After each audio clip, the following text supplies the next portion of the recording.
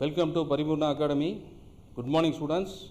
Now I am going to discuss about water cycle. From this water cycle, first of all, you have to understand what are the physical changes is occurred from this water cycle. Now look at, there are the interconversion state of matters. A solid is converted into liquid, that is called melting. A liquid again converted into solid is called freezing. A liquid is converted into gaseous form is called evaporation. Again the gaseous form is converted into liquid is called condensation.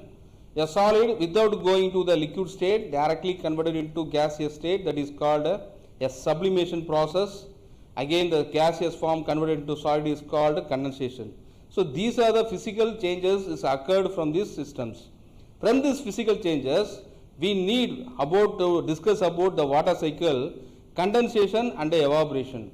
And one more thing you have to discuss, what is the meaning of evaporation and what is the meaning of boiling point. Now look at the process of gradual changing of liquid into gas at room temperature, that is called as evaporation process. But if it is convert immediately a liquid form to gaseous form is called as a boiling point. Evaporation is occurred at room temperature. If you supply a heat energy only, there will be a boiling is possible. And one more thing is necessary for the boiling. What is that? The pressure. Effect of pressure decreases, a boiling point becomes also decreases. You have look at, whenever the atmosphere pressure is equal to vapor pressure, at the time when liquid becomes boil. Water, not only for water, if you take any liquid, the liquid vapor pressure equal to atmosphere pressure, then only the liquid becomes boil. Suppose the atmosphere pressure is decreases, again the boiling point is decreases. When atmosphere pressure increases means the boiling point is also increases. Now look at decreasing pressure. What happen? The boiling point is also decreases.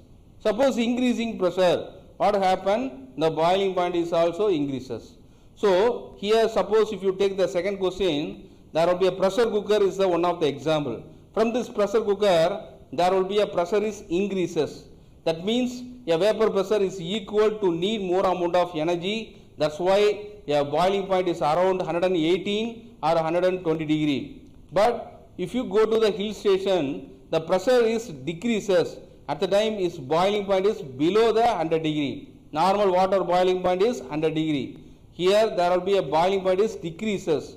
Here there will be a boiling point given in the form of Kelvin. If you want to convert Kelvin, you have to add 273, the number. So water boiling point is 100 degree plus 273. The normal boiling point of water is 373 Kelvin. But here the pressure is decreases. That's why water boils below 373 Kelvin. So option C is the right answer for this question. And one more thing, the one more physical change is condensation. Suppose if you in your home, if you pouring a cold water into a glass tumbler, at the time a surface of glass is water droplets.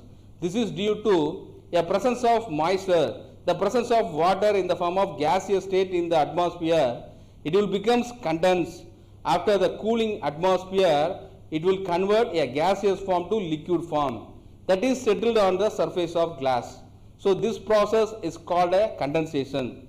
So the collection of evaporation and the condensation leads to provide the rain to the earth.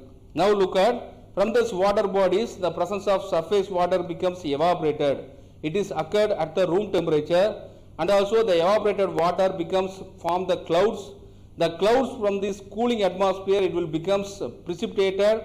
So after evaporation, condensation and precipitation, you will get the rain. Without rain, there will be no human life in the earth because water is very, very essential for living beings. Thank you, students.